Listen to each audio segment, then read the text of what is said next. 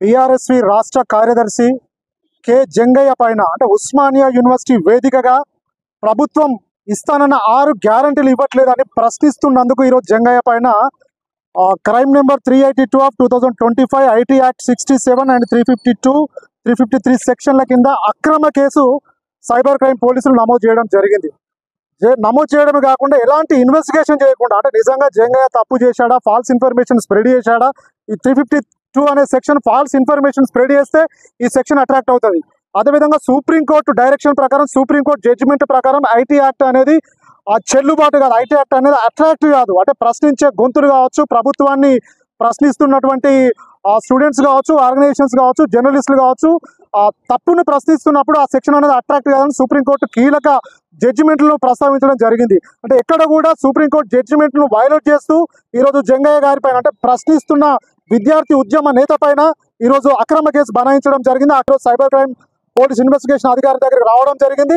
అదేవిధంగా ఈ కేసులో జంగయ్య ఎలాంటి తప్పు చేయలేదు, ప్రభుత్వం ఇస్తానన్న 6 గ్యారెంటీలు ఇవ్వట్లేదు అని ప్రశ్నిస్తున్నందుకు నా మీద తప్పుడు కేసులు పెడుతుండని జంగయ్య తన 35/2 నోటీసులో కూడా రిప్లై ఇవ్వడం జరుగుతుంది. బీఆర్ఎస్ లీగల్ టీం జంగయ్యకు అదేవిధంగా ప్రశ్నిస్తున్న గొంతులకు అండగా నిలబడుతుంది అని చెప్పడం జరుగుతుంది.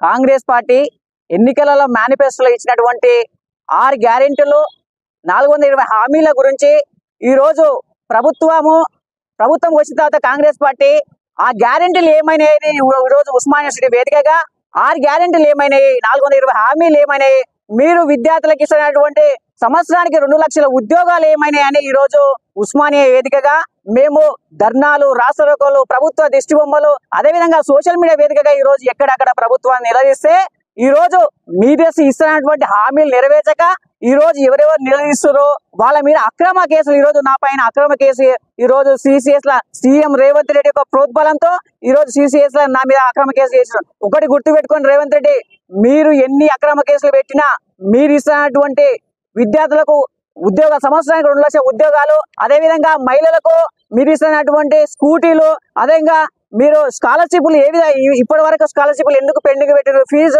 ఎందుకు పెండింగ్ పెట్టారని ఎక్కడక్కడ నిలదీయడం జరుగుతుంది. అదేవిధంగా 6 గ్యారెంటీలో భాగంగా మీరు పింఛన్దారులకు పింఛన్ పెంచుతున్నారు, ఇప్పటి వరకు పెంచలేరు.